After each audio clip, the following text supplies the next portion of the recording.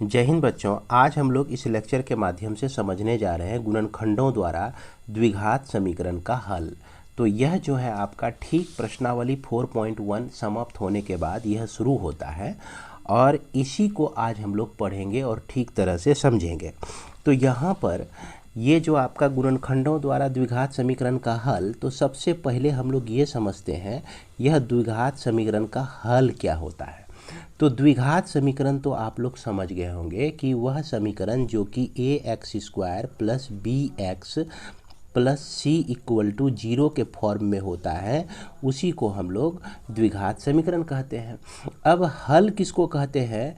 हल कहते हैं कि द्विघात समीकरण में चर कहने का मतलब x हो गया, यही x हो गया।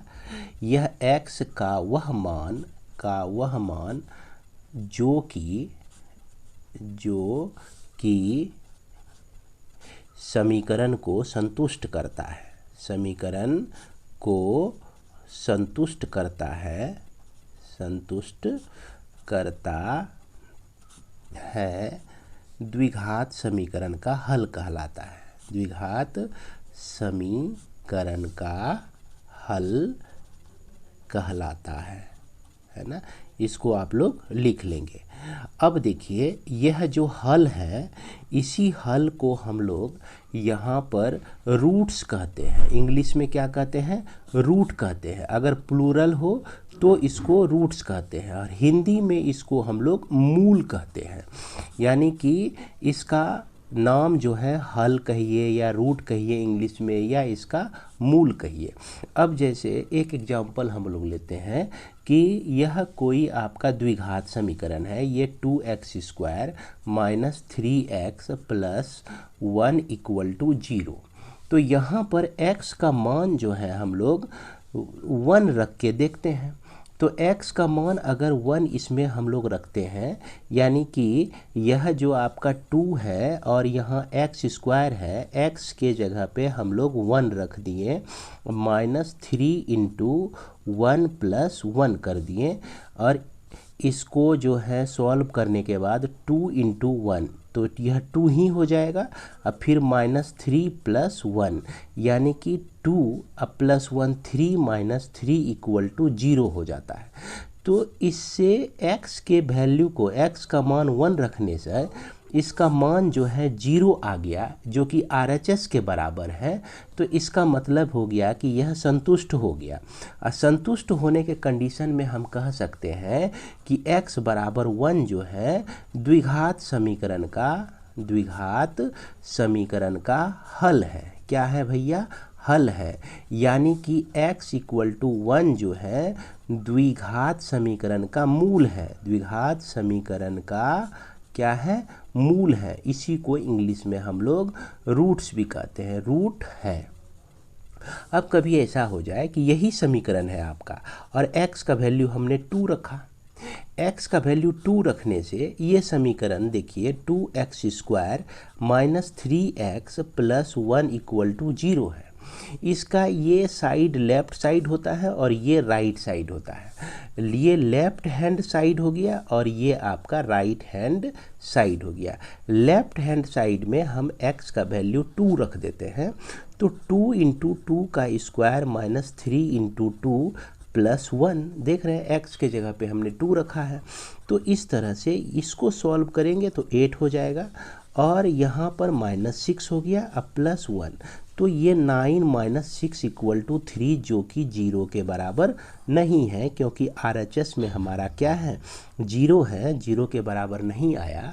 तो इसलिए हम कहेंगे कि x बराबर 2 जो है हल नहीं है, हल नहीं है, अर्थात मूल नहीं है, मूल नहीं है, अर्थात रूट्स नहीं है, रूट जो है नहीं है। ये चीज़ आपको ठीक तरह से समझ में आ गया होगा। इसी तरह से आप याद कीजिए द्विघात बहुपद हम लोग पढ़े थे, द्विघात बहुपद है ना। द्विघात बहुपद में हम लोग पढ़े थे शून्यक, है ना। जिस तरह से यहाँ पर हल को हम लोग मूल कहते हैं, मूल कहते हैं या रूट्स कहते हैं, उसी तरह से अगर बहुपद आपका पी एक्स बराबर 2x² माइनस 3x+1 हो, यही चीज़ को हम लोग लिए हुए हैं। यहाँ 1 रखने से निश्चित रूप से यह जो है 0 तो आ ही जाएगा, यानी कि 2 - 3+1 = 0 तो आ ही गया। अगर 0 आ गया बहुपद में किसी चर का मान रखने पर, जिसके चलते आता है, तो चर के उस मान को हम लोग क्या कहते हैं? शून्यक कहते हैं। ये चीज़ आप लोग को मालूम ही होगा। बहुपद में हम लोग शून्यक कहते हैं, और जब समीकरण हो, द्विघात समीकरण हो, तो वहाँ पर हम लोग मूल कहते हैं या हल कहते हैं, या नहीं तो रूट्स कहते हैं। इसके बाद हम लोग समझ गए हैं यहाँ तक कि द्विघात समीकरण का हल क्या होता है, और इस द्विघात समीकरण का जो हल करना है किस विधि से? गुणनखंड विधि से करना है। तो गुणनखंड विधि में हम लोग को क्या ध्यान में रखना होता है, इसको आप लोग समझिएगा। कोई भी द्विघात समीकरण जो है ax² + bx + c = 0 के फॉर्म में होता है। तो पहला काम क्या करना है कि यह जो x² का कोफिशिएंट है और यह कांस्टेंट पद है, इस दोनों को गुना कर लेना है। इस दोनों को गुना कर लेना है, और इस b को जो है हमको 2 पार्ट में बांटना है। b को 2 पार्ट में हम लोग बांटेंगे। मान लीजिए अल्फा और बीटा में बांटें। कोई ये प्लस माइनस भी हो सकता है, ये प्लस माइनस भी हो सकता है। इसका जो अलजेब्रिक सम है, यानी कि बीजगणितीय योग जो है, इसका किसके बराबर होना चाहिए? b के बराबर होना चाहिए। और इसका गुणनफल जो होना चाहिए, इसका गुणनफल कहने का मतलब अल्फा और बीटा का जो गुणनफल होना चाहिए, ये a × c के बराबर होना चाहिए। तब उसके बाद हम लोग कॉमन फैक्टर लेते हैं। कॉमन फैक्टर लेकर इसको हम लोग सॉल्व कर लेते हैं। जैसे यहाँ पर ध्यान दीजिए, एक प्रॉब्लम मैं बताऊंगा आपको, ये पूरी तरह से समझ में आ जाएगा। तो यहाँ पर हम लोग लेते हैं एक प्रॉब्लम 6x² - x - 2 = 0। अब यहाँ पर देखा जाए कि यहाँ ax² + bx + c से इसको कंपेयर कीजिए। तो इसमें देख रहे हैं कि a के जगह पर हमारा कितना है? 6 है। अब b के जगह पर हमारा -1 है, और c के जगह पर हमारा -2 है। तो a × c कर देना है। तो 6 × -2 कर दिए तो कितना हो गया? -12 हो गया। अब इस b कहने का मतलब -1 को 2 पार्ट में हमको करना है, जिसका अलजेब्रिक सम -1 हो जाए। जैसे -4 + 3 को अगर हम सम करके देखें तो देखिए -1 आएगा। ध्यान से देखिए, -4 + 3 को ऐड कर दिए तो ये आपका -1 आया। अब -4 × 3 कर दिए तो यह आपका -12 आया। तो ये देखिए -12 ही आना था हमको। a × इसका गुणनफल जो है a × c आना चाहिए था। अब क्या करना है कि इसको जो है हम लोग लिखेंगे 6x², फिर -4x + 3x लिख देंगे, -2 = 0, इस तरह से लिख देंगे। और एक चीज़ यहाँ ध्यान दीजिए कि -4x + 3x, इस दोनों को अगर मिलाते हैं आप तो देखिए -x आपको मिलता है। तो यहाँ यह भी आप चेक कर लेंगे कि इस दोनों को सॉल्व करने से -x आता है कि नहीं। आ गया तो हमारा सही है यह। अब इसके बाद जो है यहाँ पर 2x हम कॉमन ले लिए, तो 2x कॉमन ले लिए तो यहाँ 3x बचा। 2 × 2 = 4, 2 यहाँ पर बच गया। अब प्लस यहाँ पर हम लोग 1 कॉमन लिए तो 3x - 2 हो गया, = 0 हो गया। अब इसको हम लोग क्या लिख सकते हैं? 3x - 2 यहाँ भी है, 3x - 2 यहाँ भी है।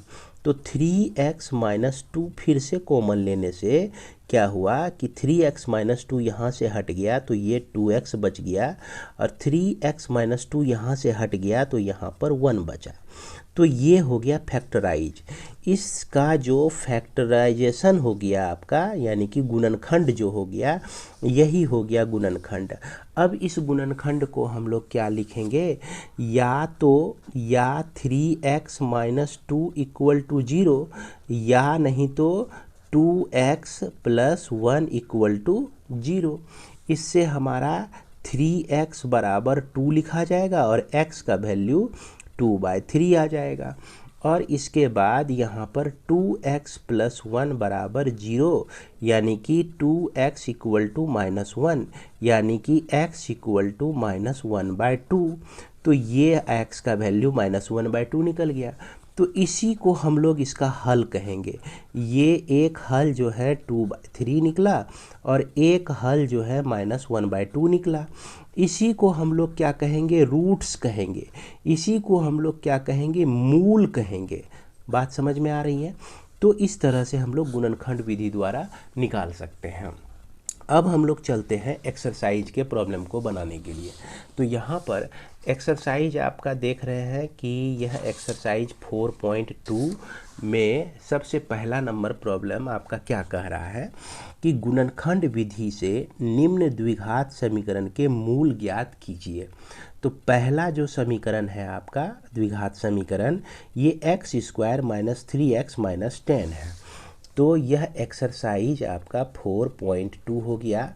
और इसमें पहला जो प्रॉब्लम है आपका, ये दिया गया है x² - 3x - 10 इक्वल टू 0, ये दिया गया है। तो इसको उसी तरह से सॉल्व करेंगे। यहाँ x² का गुणक 1 है, 1 को हम गुना करेंगे -10 से, तो 1 इंटू -10 करते हैं तो ये आपका -10 आता है। अब इस -3 को हम लोग दो पार्ट में बांटेंगे। कैसे बांट देंगे, -5 और ये +2।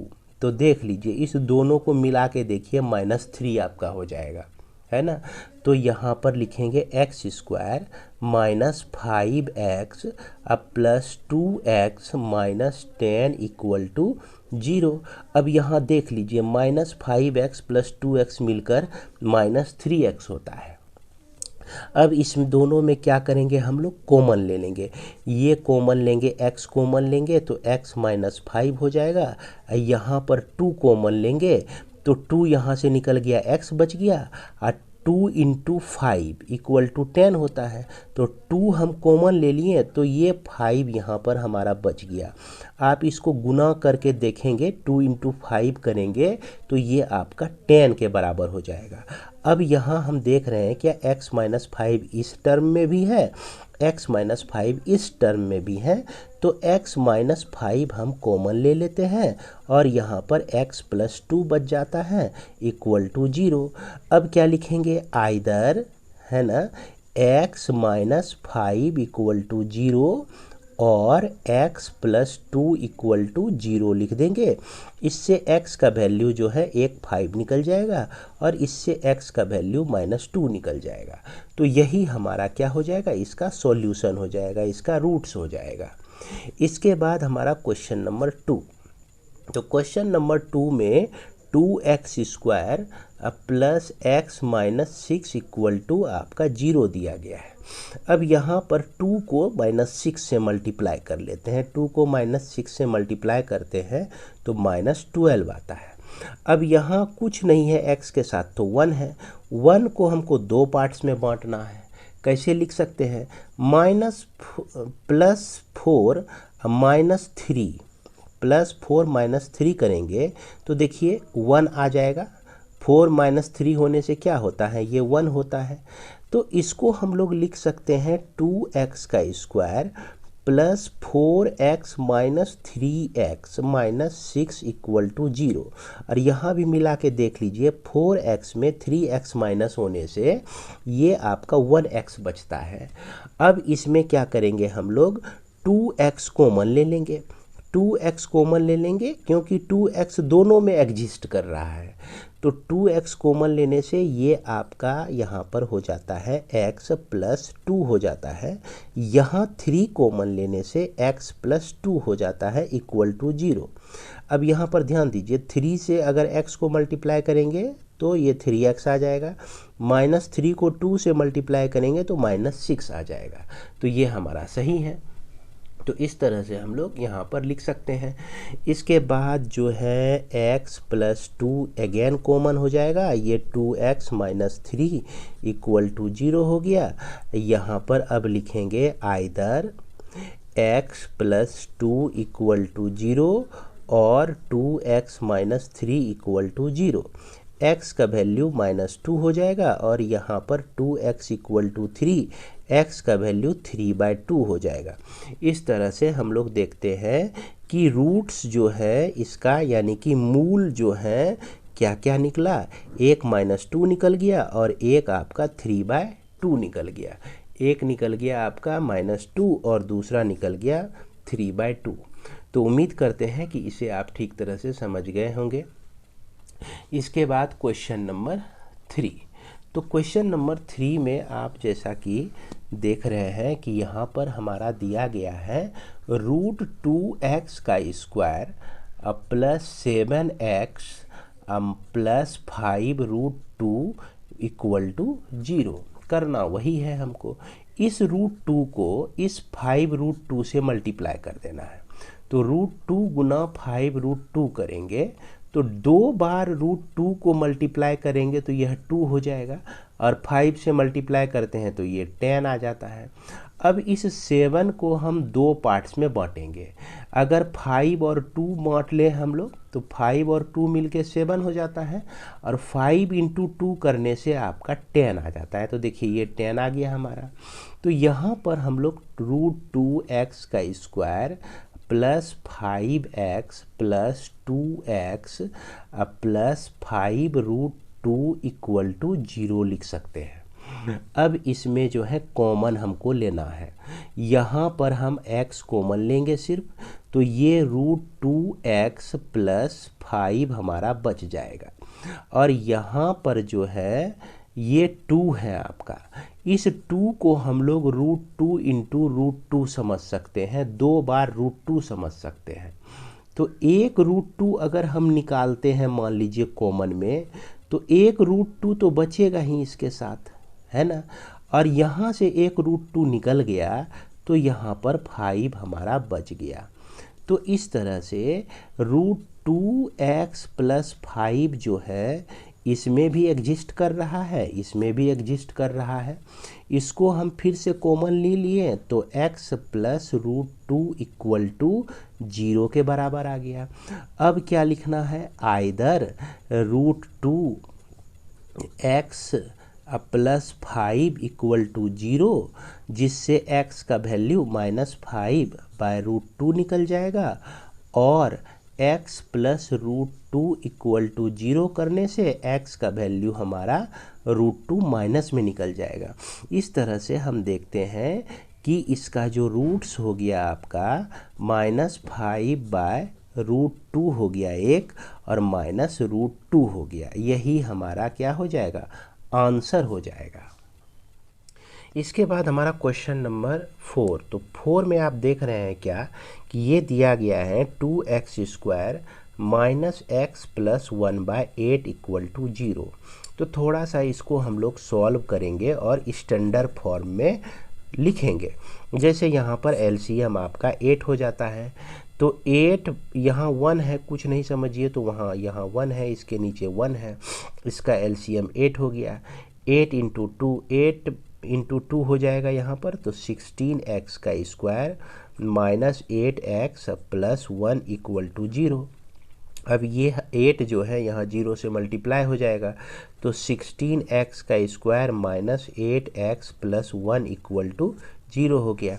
अब देखिए 16 इंटू 1 तो 16 होता है और -8 को 2 पार्ट में बांटना है, तो ऐसा करते हैं। तो 16x² minus 4x plus 1 equal to 0 लिखते हैं हम लोग।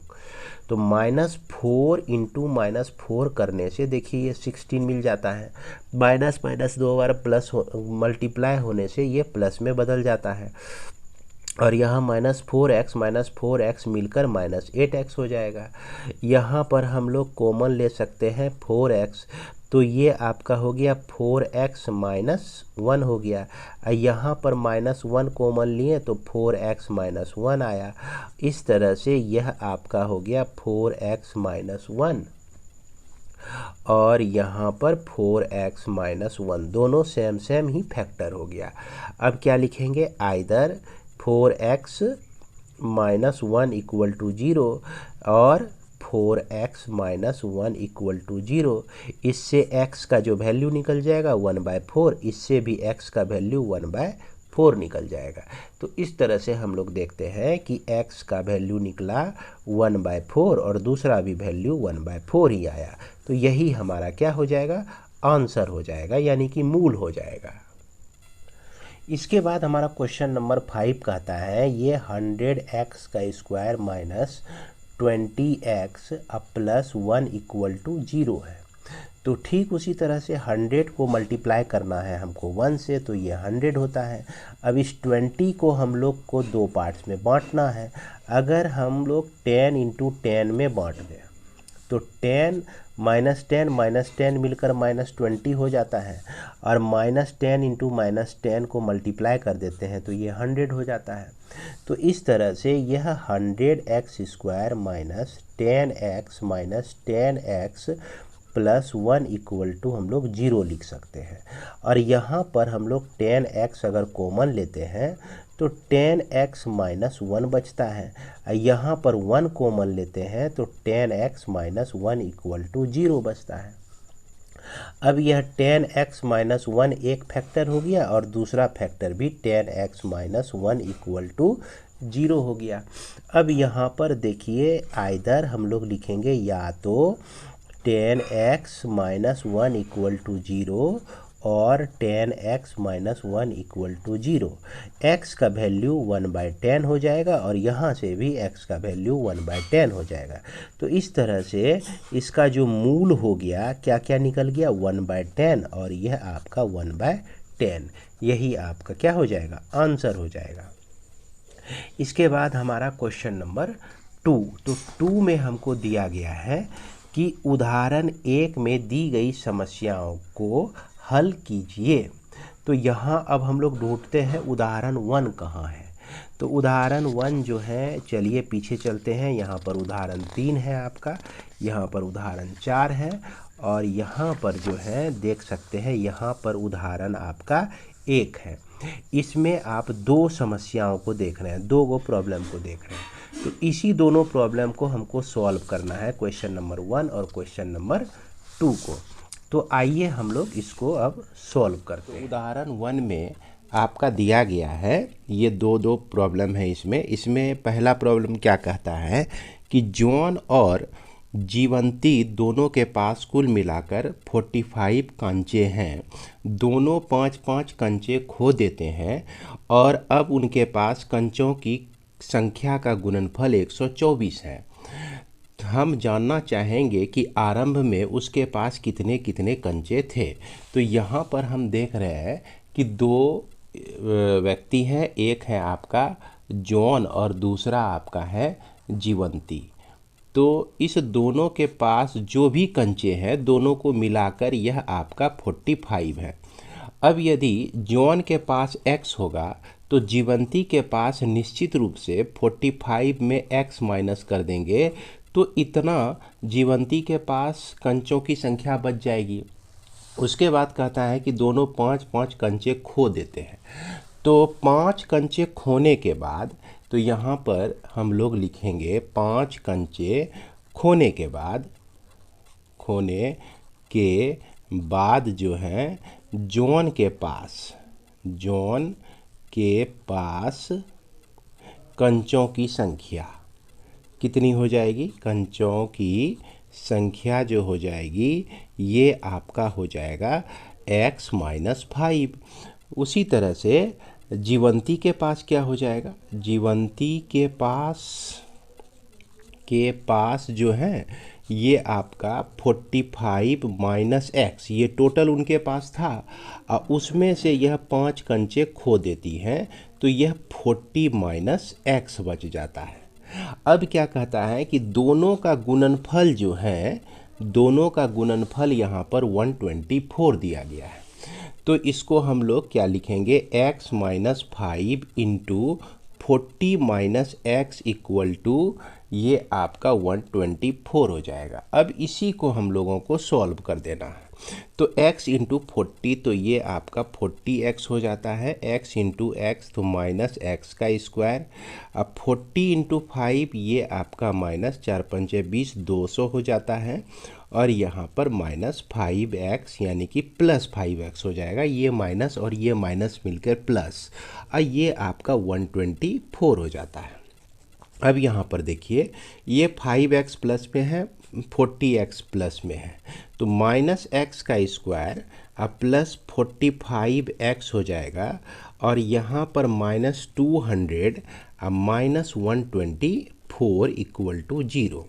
अब इसको हम अगले स्टेप में लिखेंगे x square plus 45x minus, ये दोनों को ऐड कर दीजिए 324 इक्वल टू 0 हो जाएगा।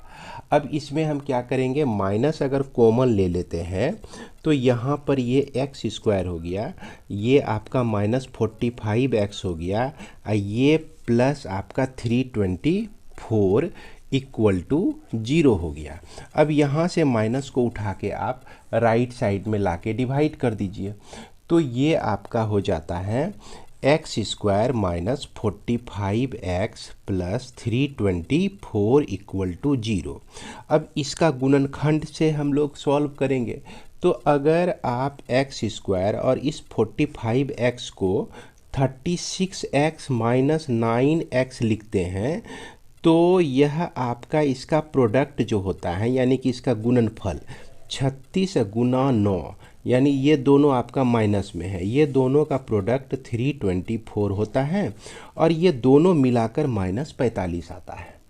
तो इस तरह से हम लोग इसका गुणनखंड निकालेंगे और यहाँ पर x कॉमन लेते हैं तो x माइनस 36 आता है, यहाँ 9 कॉमन लेते हैं तो x माइनस 36 आता है इक्वल टू 0। तो इसका गुणनखंड जो है x माइनस 36 और ये आपका x माइनस 9 इक्वल टू 0। अब इसको हम लोग लिखेंगे either x minus 36 equal to 0, इससे हमारा x का वैल्यू निकल जाएगा 36 और x माइनस 9 इक्वल टू 0, इससे हमारा x का वैल्यू निकल जाएगा 9। तो इस तरह से हम लोग क्या देखते हैं, x का जो वैल्यू आता है वो 36 आ जाता है। तो x किसको माने हुए थे हम, x माने हुए थे जॉन के पास कंचों की संख्या। तो जॉन के पास जो है x कंचे हैं, तो जीवंती के पास जो हो जाएगा आपका 45 माइनस एक्स 36 जो कि आपका 9 होता है।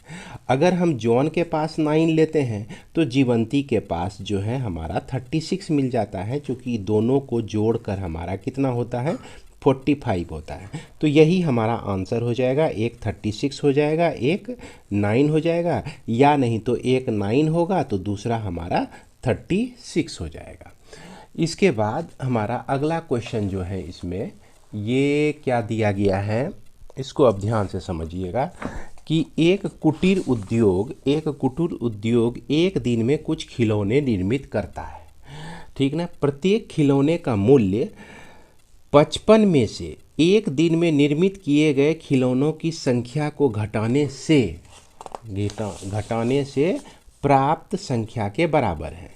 किसी एक दिन कुल निर्माण लागत 750 थी, तो हम उस दिन निर्माण किए गए खिलौनों की संख्या ज्ञात करना चाहेंगे। तो चाहेंगे तो हो जाएगा।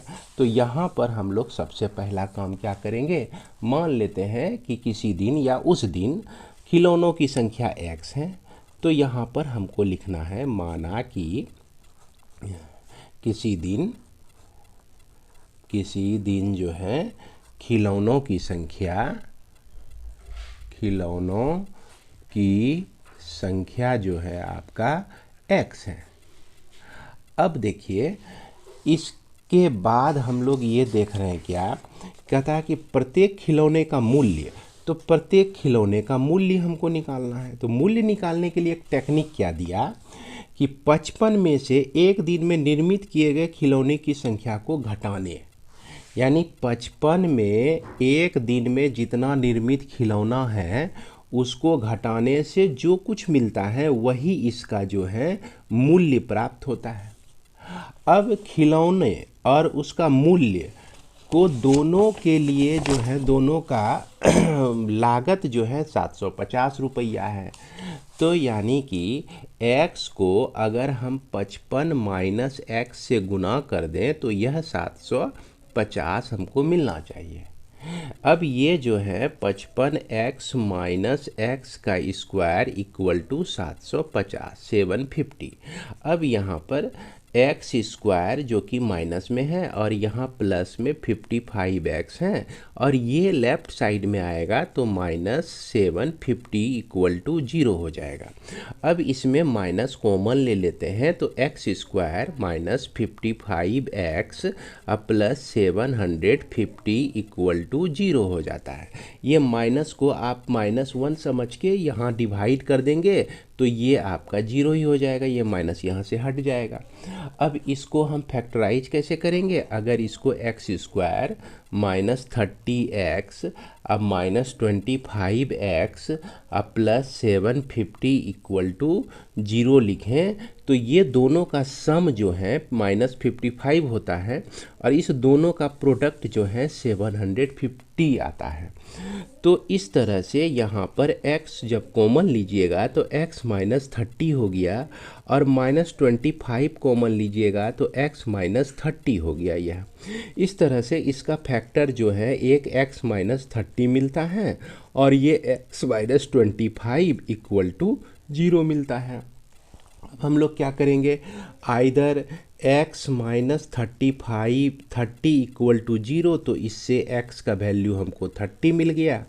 अगर x माइनस 25 इक्वल टू 0 करते हैं तो इससे हमारा x का वैल्यू मिल गया 25। अब यहाँ पर अगर x मतलब मान लीजिए 30 खिलौने बनते हैं तो 55 में हम 30 घटा देंगे तो ये जो है आपका 25 हो गया, यानी कि खिलौने का कीमत जो है 25 रुपया होना चाहिए। अगर 25 खिलौना बनता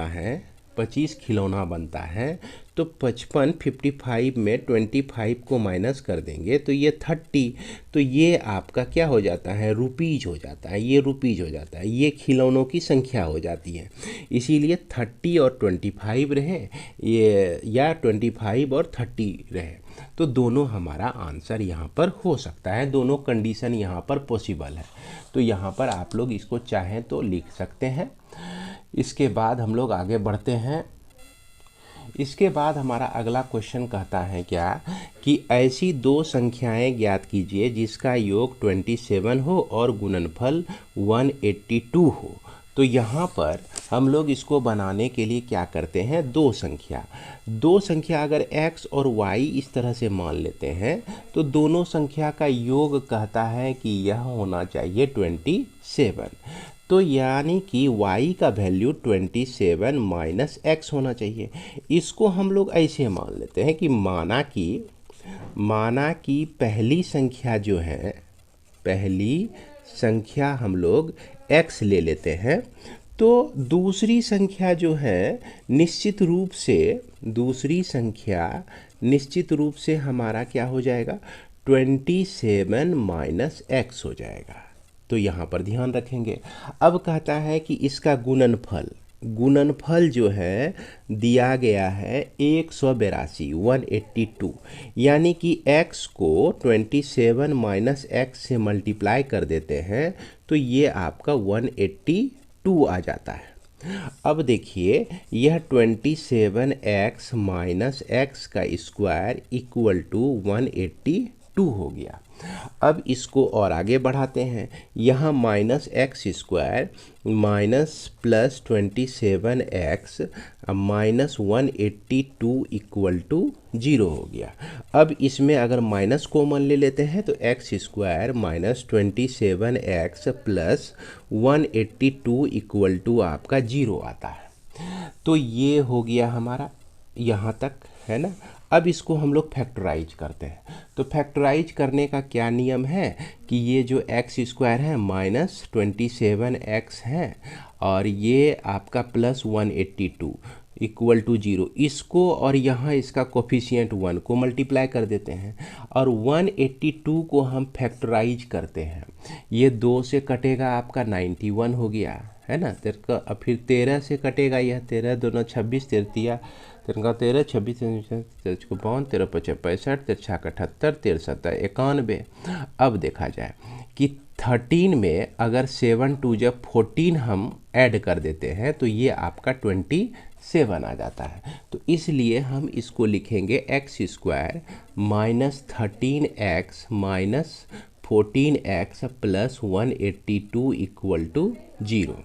अब यहाँ x कॉमन लेते हैं तो x माइनस 13, यहाँ 14 कॉमन लेते हैं तो x माइनस 13 इक्वल टू 0 आता है। ये x माइनस 13 एक फैक्टर हो गया, x माइनस 14 एक फैक्टर हो गया। अब इसके बाद यहाँ पर देखिए या लिखते जाना है आपको, ये भूलना नहीं है। आइदर मतलब या तो x माइनस 13 इक्वल टू 0, यानी कि x का जो वैल्यू मिल गया आपको एक 13 मिल गया, और x माइनस 14 इक्वल टू 0, तो x का जो एक वैल्यू मिल गया 14 मिल गया। अगर हमारा x एक संख्या मिल गई तो दूसरी संख्या 27 माइनस एक्स है, तो 27 में 13 हम माइनस कर देंगे तो हमको 14 मिल जाएगा। अब अगर x का वैल्यू 14 लेंगे, देख रहे हैं x का वैल्यू 14 लेंगे तो हमारा y का दूसरी संख्या का वैल्यू 27 इंटू 14 कर देंगे तो यह आपका 13 आ जाएगा। तो आंसर 13, ये 14 भी हो सकता है और 14 और 13 भी हो सकता है, तो दोनों आंसर हो सकता है। तो याद रखिएगा कि दोनों का सम जो होना चाहिए, दोनों का योग जो होना चाहिए 27 होना चाहिए, 27 होना चाहिए। तो उम्मीद करते हैं इसे आप ठीक तरह से समझ गए होंगे। इसके बाद हमारा अगला क्वेश्चन है, ये क्वेश्चन नंबर 4। तो क्वेश्चन नंबर 4 में कहता है कि 2 क्रमागत धनात्मक पूर्णांक ज्ञात कीजिए जिसके वर्गों का योग 365 है।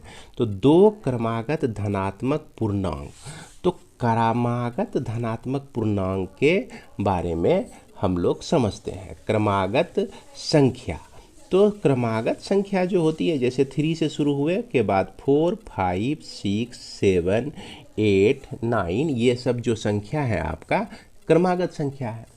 अब इस संख्या में अगर कोई संख्या x है तो अगला संख्या में क्या होता है, एक बढ़ जाता है, x प्लस 1, है ना। अगर मान लीजिए x जो है आपका 7 है तो अगला संख्या प्राप्त करने के लिए एक हम जोड़ देते हैं तो अगली संख्या प्राप्त हो जाती है। तो यही हो गया आपका क्रमागत संख्या। अब यह क्रमागत संख्या यहाँ पर हम लोग मानते हैं, माना कि 2 क्रमागत संख्या जो है आपका क्या क्या है, एक x है तथा x प्लस 1 है, मान लिए।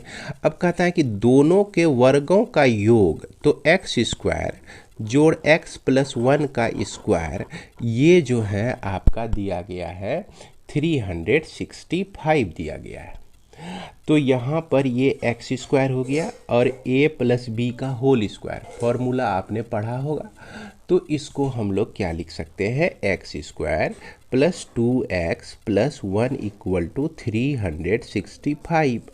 अब इसको हम लोग एक्स स्क्वायर और एक्स स्क्वायर को ऐड कर देते हैं तो ये हमारा होता है 2x का square plus 2x plus 1 minus 365 equal to 0 होता है। अब इसी चीज़ को हम लोग ऐसे लिख सकते हैं 2x का square plus 2x minus 364 equal to 0।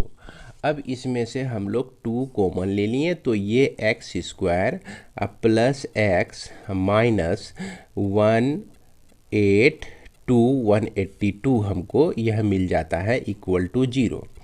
अब यहाँ पर जो आपका द्विघात समीकरण मिला है ना, ये मिल गया x square plus x minus 182 मिल गया इक्वल टू 0।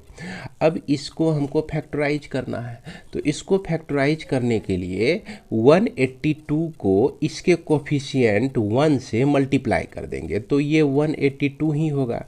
और 182 को हम 2 भाग में फैक्टराइज करते हैं, तो जैसे हम 9 से इसको डिवाइड करेंगे, माफ़ करेंगे 2 से इसको डिवाइड करेंगे तो 91 आता है, और यह 1391 है ना, तो 7 दूना 14 और ये आपका 13। तो अगर फिर 14 में 13 हम माइनस करते हैं तो ये 1 बचता है, और 14 और 13 को मल्टीप्लाई करते हैं तो 182 आता है। तो इसलिए इसको जो है x square plus 14x minus 13x minus 182 equal to 0 लिखेंगे। अगले स्टेप में हम लोग एक्स स्क्वायर x कॉमन अगर लेते हैं तो x प्लस 14 आता है, अब माइनस 13 कॉमन लेते हैं तो x प्लस 14 आ जाता है इक्वल टू 0। अब इसके बाद जो है x प्लस 14 जो है एक फैक्टर हो गया, एक फैक्टर x माइनस 13 हो गया। इस तरह से हमको 2 आंसर मिलता है।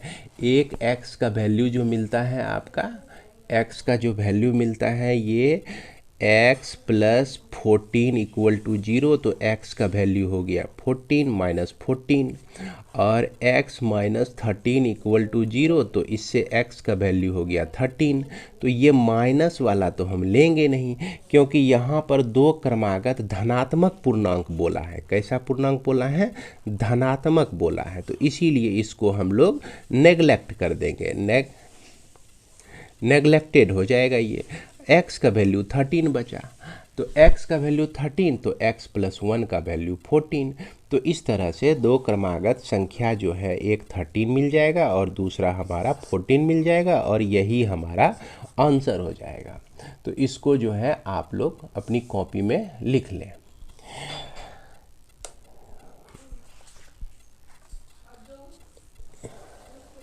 इसके बाद हमारा क्वेश्चन नंबर 5। तो क्वेश्चन नंबर 5 में कहता है कि एक समकोण त्रिभुज की ऊंचाई इसके आधार से 7 सेंटीमीटर कम है। यदि कर्ण 13 सेंटीमीटर का हो तो अन्य 2 भुजाएं ज्ञात कीजिए। तो यहाँ पर देखा जाए कि एक समकोण त्रिभुज की ऊंचाई जो है इसके आधार से 7 सेंटीमीटर कम है, और इसका कर्ण जो है 13 है।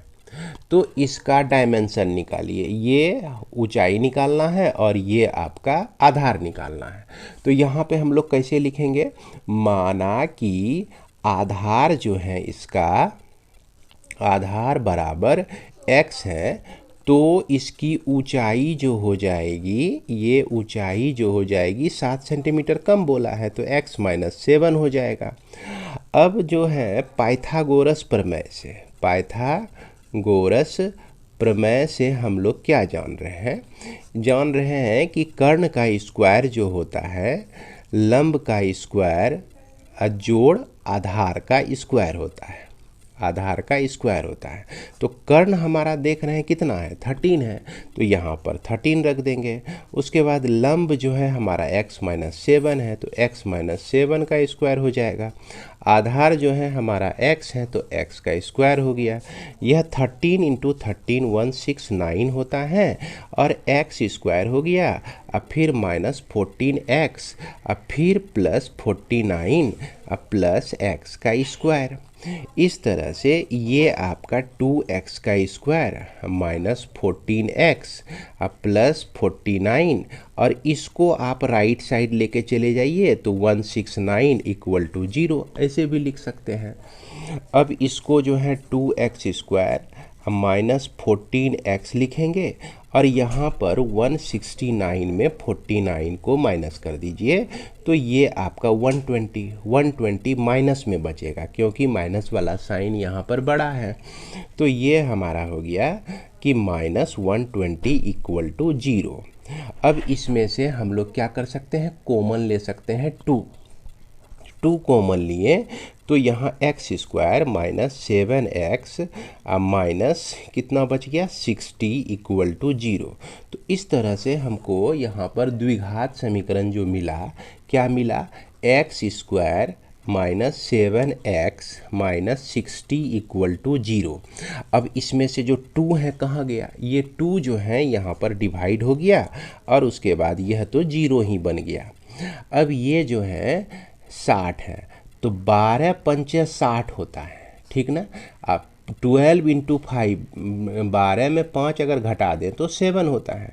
तो ये हमारा फैक्टर्स इसका x² minus 12x minus 5x, माफ़ करेंगे, प्लस 5x, अब minus 60 equal to 0। x common लीजिए तो x माइनस 12 हो गया, अब फिर 5 कॉमन लिए तो x माइनस 12 इक्वल टू 0 हो गया।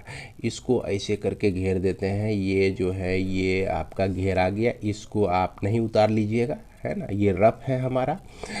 और ये जो है x minus 12 into x plus 5 equal to 0 हो गया। अब इससे जो है x का वैल्यू हमको 1 मिलता है, x का वैल्यू 12 और x प्लस 5 इक्वल टू 0, तो x का वैल्यू -5 मिलता है। तो -5 तो हम लोग नेगलेक्ट कर देंगे, तो ये ही हमारा आधार हो गया।